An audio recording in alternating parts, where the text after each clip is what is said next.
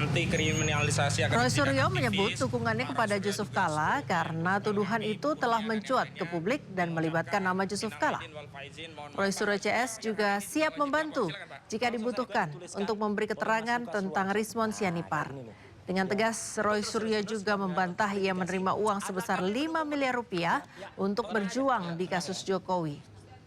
Ia menganggap berapapun nilainya ia tidak akan menerima uang haram. Adalah kami mendukung penuh ya upaya pelaporan dari Bapak Wakil Presiden kita yang ke-10 dan ke-12 yaitu Bapak Muhammad Yusuf Kalla untuk melakukan laporan, dan kemarin sudah diterima dengan di Bareskrim dengan STTL nomor 135/5/Bareskrim 2026. 135 ya STTL-nya ya LP ya sudah jadi LP ya. Bahkan memang sehari sebelumnya memang ada upaya ya untuk juga mengadukan para termul ya. Memang kemarin yang sudah tertulis dalam LP adalah nama Rizmon Hasiolan Sianipar. Kami menolak keras ya apa yang tadi disampaikan oleh Pak Ahmad Kosinudin ya gitu, bahwa jangankan apapun uangnya, apalagi apa uang haram. Wah gitu. Kita tolak yang namanya anti uang haram. Ya, jadi mau itu 5 miliar, mau itu 10 miliar, itu adalah uang haram.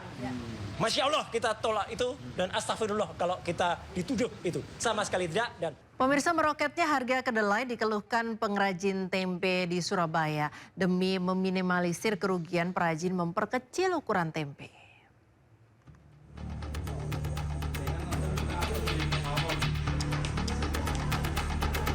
Di tengah harga kedelai yang meroket, aktivitas pembuatan tempe di kawasan Sukomanunggal, Surabaya terus berlangsung. Saat ini, harga kedelai naik dari Rp10.200 menjadi Rp11.100 per kilogram. Perajin tempe mengaku mulai pusing karena pengeluaran terus membengkak sedangkan keuntungan menipis. Perajin pun memutar otak dengan memperkecil ukuran tempe. Sedangkan saya itu jualnya untuk per bijinya itu masih mau menaikkan harga, itu pelanggan katanya keberatan. Jadi saya untuk diperkecil aja, isinya saya kurangi. Sedangkan keuntungan saya itu sangat nipis sekarang ini. Selain harga kedelai yang terus naik, perajin tempe juga keluhkan naiknya harga plastik untuk kemasan tempe. Mereka berharap pemerintah segera stabilkan harga kedelai dan plastik sehingga usaha kecil tetap bertahan. Dari Surabaya, Jawa Timur, Nur Syafei, iNews melaporkan. Pemirsa, harga kedelai impor dan plastik yang terus merangkak naik membuat produsen tahu dan tempe di Kota Parepare, Sulawesi Selatan terhimpit. Mereka pun tidak berani menaikkan harga karena khawatir ditinggal oleh pembeli.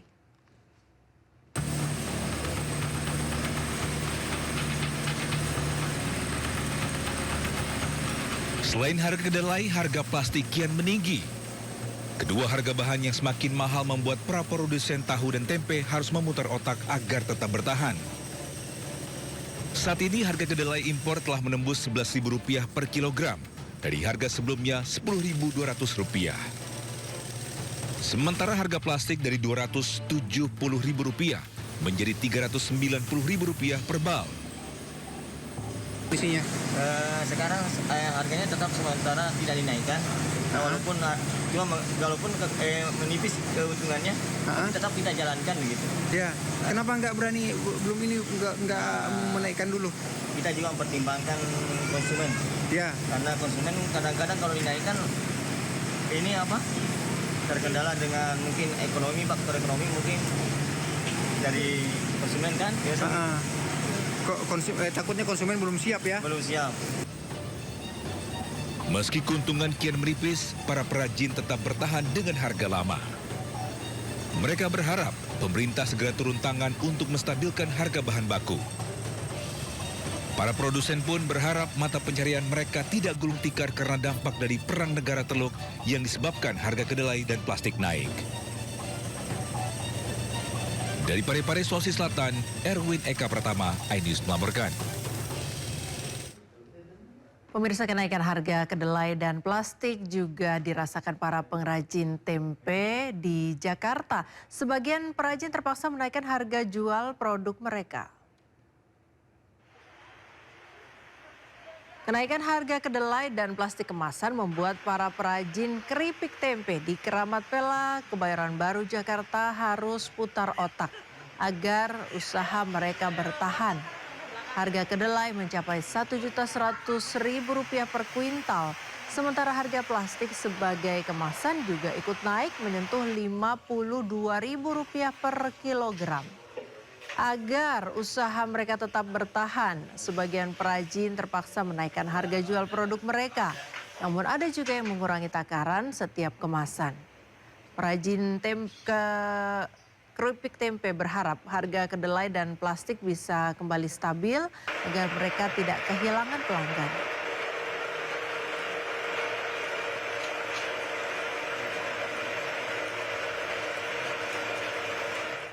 Ya, konflik Timur Tengah berimbas pada naiknya harga bahan baku plastik. Seperti terpantau di Pasar Palmerah, Jakarta, harga gelas plastik naik 55%.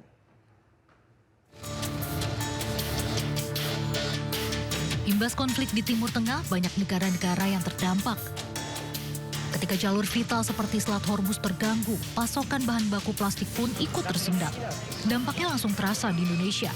Harga plastik menjadi naik, benda sederhana yang kita gunakan sehari-hari. Harga plastik ini sudah naik sampai 50%, tergantung dengan jenisnya. Sebagai contoh, gelas plastik yang tadinya dibanderol dengan harga Rp9.000, kini dijual dengan harga Rp14.000. Bagi pelaku usaha kecil seperti pedagang gorengan, nasi goreng, atau pedagang kaki lima lainnya, kenaikan harga plastik yang menjadi bagian dari operasional harian ini bukan angka kecil. Kenaikan harga terus menggerus margin keuntungannya. Sekarang naik plastik tuh 80%, udah 80% dia. Oh iya? Tiap Dari harga berapa? kayak plastik Dayak tuh tadinya 12.000, sekarang jadi 18.000. Cukup tinggi ya naiknya. Dari kapan, Bang? Naiknya dia dari pas puasa. Pas puasa? Pas puasa, tiap hari naik dia. Naik 1.000. Berkurang. Tadinya orang mau beli plastik, gak jadi karena mahal gitu. Nyari yang paling murah dia. Orang-orang. Ya agak kurang dan kebetulan kita diomelin juga kok naik terus. Ya paling saya bilang ibu cek di tempat lain dulu. Kayak kertas nasi nggak terlalu tinggi, kertas-kertas ya. Yang campuran tisu juga belum naik ya. Khususnya yang murni. Kayak PE sama HD bening ya. Banyak warga yang mengeluhkan harga plastik yang membumbung tinggi dan efek dominonya yang tak terhindarkan. Kondisi ini memperlihatkan ketergantungan terhadap plastik dan impor bahan bakunya, membuat ekonomi domestik rentan terhadap gejolak global. Dari Jakarta, Ismalia, Zulkarnain, iNews melaporkan.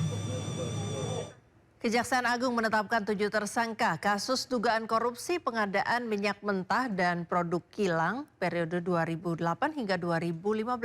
Salah satu tersangkanya adalah Muhammad Riza Khalid yang masih buron. Dalam perkara ini, tersangka Muhammad Rizal Khalid diduga mempengaruhi proses pengadaan minyak mentah jenis premium 88 dan Pertalite 92 usai berkomunikasi dengan sejumlah pejabat di Petral. Modus yang digunakan antara lain pengkondisian tender, pembocoran nilai harga perkiraan sendiri, serta memperpanjang rantai pasok sehingga menyebabkan harga menjadi mahal dan tidak kompetitif. Korupsi ini menyebabkan kerugian negara yang besarannya masih dirinci oleh Kejagung. Dari 7 tersangka, 5 orang ditahan sementara 20 hari di rutan Kejagung. 1 lainnya menjalani penahanan kota karena alasan kesehatan. Sementara Muhammad Rizal Khalid diketahui masih berstatus buron dan telah diterbitkan red notice. Melalui saudara IRW, melakukan komunikasi dengan pejabat pengadaan, baik di Petral maupun di Pertamina. Antara lain dengan saudara tersangka BPG, saudara IRW, saudara MLY, dan saudara TSK. Komunikasi tersebut baik berupa pengkondisian tender, informasi nilai KPS, sehingga ada markup atau kemahalan harga karena pengadaan tersebut menjadi